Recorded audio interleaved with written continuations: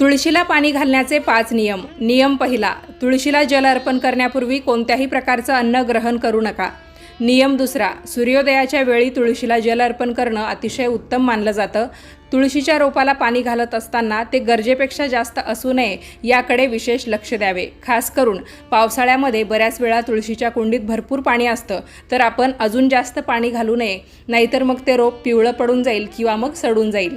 यानंतरचा तिसरा नियम, धार्मिक शास्त्रानुसार तुळशीला जल अर्पण करताना न शिवलेले कपडे घालण्याचा सल्ला दिला जातो. पण आत्ताच्या काळात प्रत्येकाला सोवळं पाळणं शक्य नाही, त्यामुळे निदान महिलांनी डोक्यावर पदर तरी घ्यावा.